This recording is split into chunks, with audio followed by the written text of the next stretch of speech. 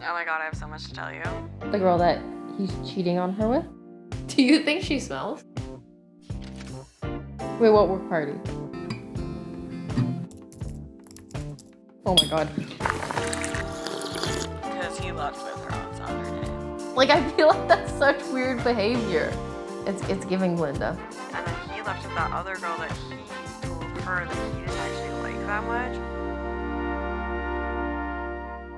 Yeah, so that was the video. I hope you liked it. I want to dive into kind of the inspiration behind this project. Yeah, the main reason why I wanted to do this was because I recently picked up this camera that I'm shooting on right now, and I shot the project on the Lumix S5 2X.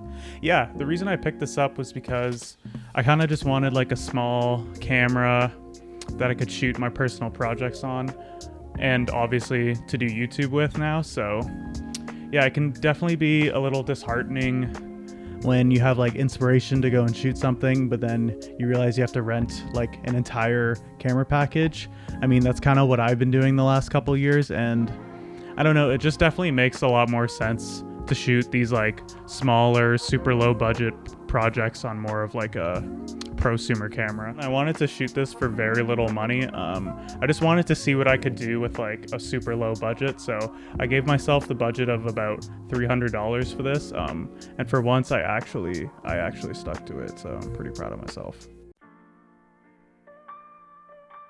So after searching for some reference images on FrameSet, I started coming up with the idea. Short summary of this would be a woman enjoying her alone time at home while also enjoying a cup of tea.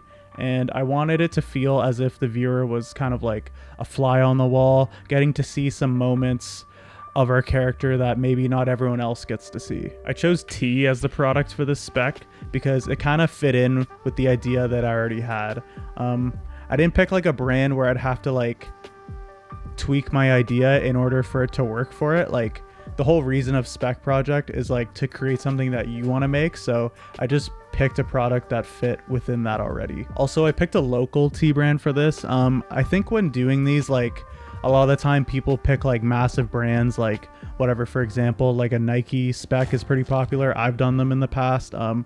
It's just like, it's kind of hard to like match the quality of a Nike video because people already have like a pre-notioned idea of what a Nike commercial should look like. So it can be pretty hard to kind of like match that on like such a low budget. Yeah, when creating this in pre-production, I wanted the story to feel as if it was occurring over different days over like an undisclosed amount of time.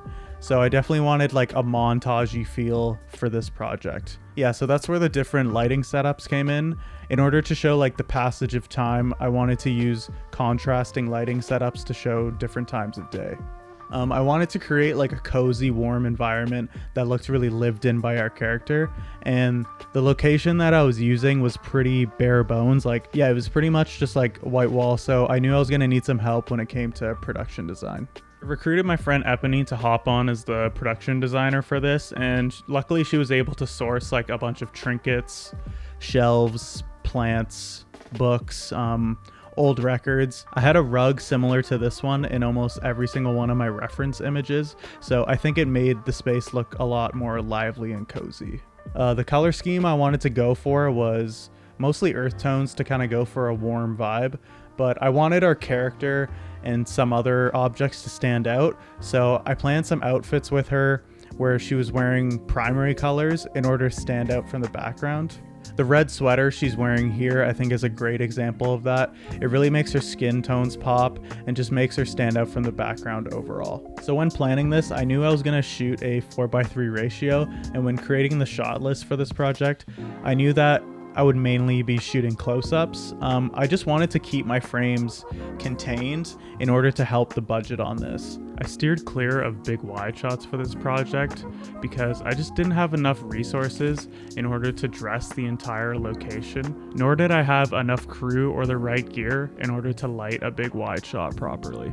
Yeah, I definitely think it's a good idea to like kind of give yourself some restrictions when trying to shoot these like low budget projects. It can be pretty easy to like spiral off with a bunch of ambitious ideas and then kind of realize that your budget isn't going to allow you to do any of that. Like personally, I would always rather shoot something that's a little more simple that turns out well than try to do something overly ambitious that maybe doesn't turn out how you pictured it.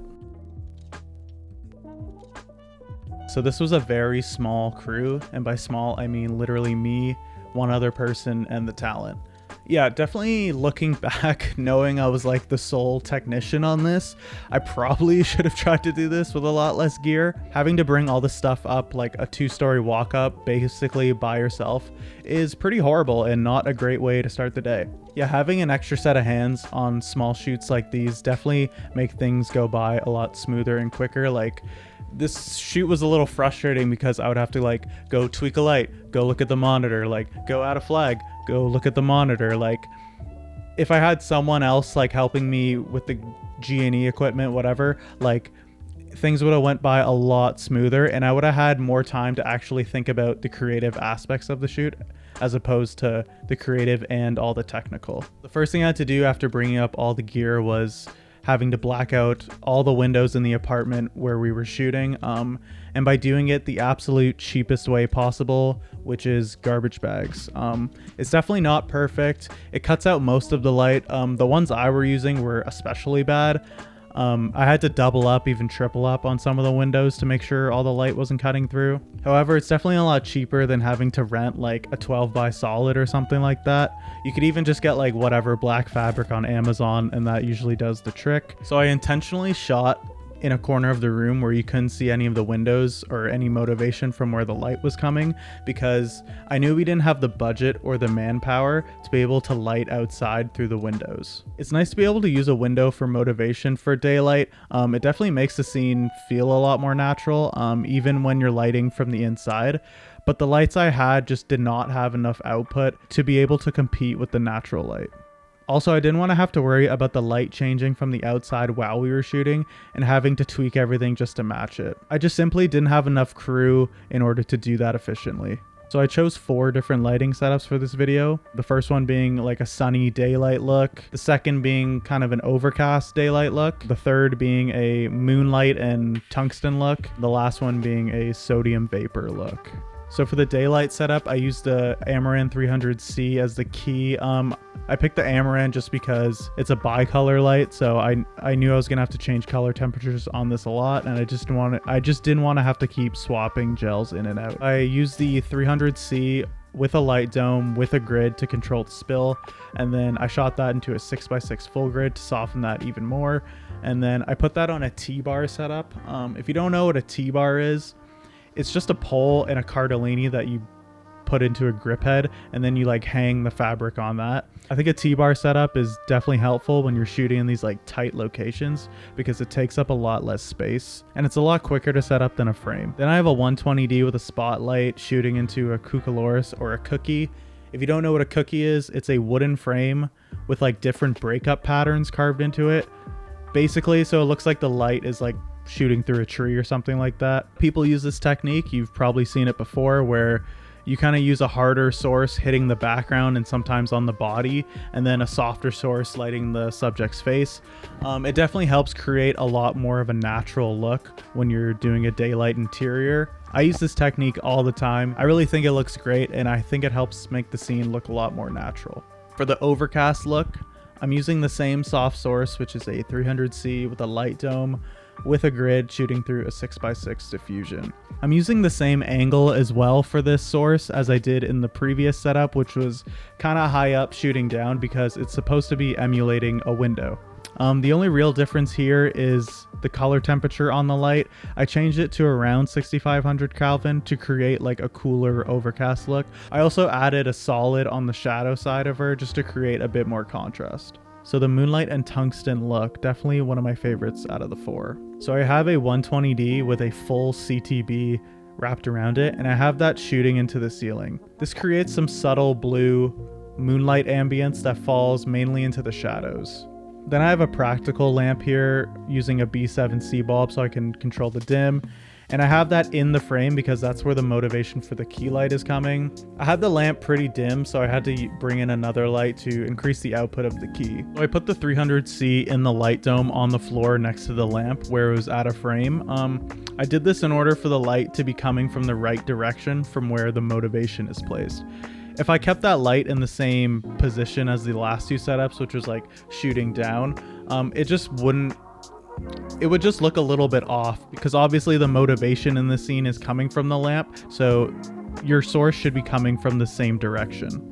I also wrapped the light dome in the 6x6 fabric just to make it a little softer. All right, the last one is the sodium vapor look, probably my favorite. So I used the same soft source as the first two setups, which again is the 300C with a light dome with a grid through the 6x6 diffusion. The light was at a 2000 Kelvin for this. I have the light coming from the same angle as both the daylight setups, because how I pictured the motivation for this was, I guess, coming from a sodium vapor street light, which would be outside coming through a window. So that's why I kind of have it pointing down, similar to as if like the last two setups were the sun's coming through the window. This one would just be a street light coming through the window. Again, I also added some hard light shooting through the cookie, hitting the background on this scene. And I had to wrap the 120D in a full CTO, which actually wasn't like orange enough to match my 2000 Kelvin key light. So I just folded the CTO in the middle, creating, I guess, like a double CTO. I'm actually not sure what it would be, but this helped match the key light a lot better. I think as you can see here in these scenes, the hard source really added a lot of nice texture. As you can see here, it hitting the shelves in the top down shot here where it's hitting the carpet. It just makes the shot look a lot more interesting in my opinion. When you're shooting these really small projects with just yourself or a really small crew, like, mistakes are definitely going to be made. Like, you're definitely going to miss some things when you're wearing multiple hats. Like, for example, in this project right here, as you can see, massive continuity error. The T magically refills up to the glass again. Yeah, I mean, obviously not a huge deal. I'm not like gonna lose sleep over it, but like I said, mistakes are gonna be made, so just maybe not try to be too hard on yourself. Yeah, so that's it for this video. Subscribe, I guess, if you liked it. I'm gonna be creating more kind of shoot breakdowns like this, and then some other videos of like stuff that I think is just interesting and might be useful to other people. So yeah, hopefully this talking to the camera gets easier. I really don't like it, so stay tuned for that. Bye.